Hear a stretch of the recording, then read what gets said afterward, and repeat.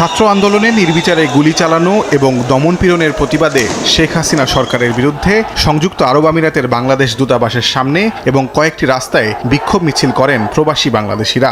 আরব আমিরাতে বিক্ষোভ নিষিদ্ধ হওয়ায় ৩ জনকে যাবজ্জীবন সহ ৫৭ জন বাংলাদেশিকে কারাদণ্ড দেন দেশটির আদালত।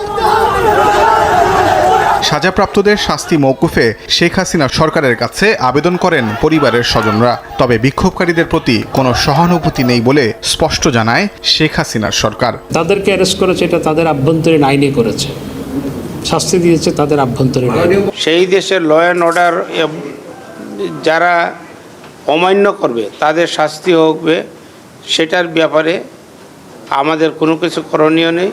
অন্তর্বর্তীকালীন সরকার দায়িত্ব গ্রহণের পর বিষয়টি নিয়ে ইউএইর প্রেসিডেন্টের সঙ্গে সরাসরি কথা বলেন প্রধান উপদেষ্টা ডক্টর মোহাম্মদ ইউনূস।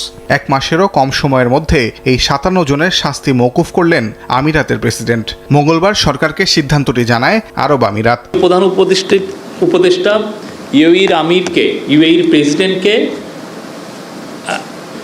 অনুরোধ করেছিলেন তাদেরকে যেন ক্ষমা করে দেওয়া হয়, তো উনি ওনার কথাটা রেখেছেন। এই ৫৭ জন বাংলাদেশিকে দেশে ফেরত আনার বিষয়ে পররাষ্ট্র মন্ত্রণালয় কাজ করবে বলে জানান প্রধান উপদেষ্টার প্রেস সচিব। ছাত্র জনতার আন্দোলন আমাদেরকে। তাজওয়ার মাহমিদ, সময় সংবাদ, ঢাকা। এই ফোন কনভারসেশন একটা বড়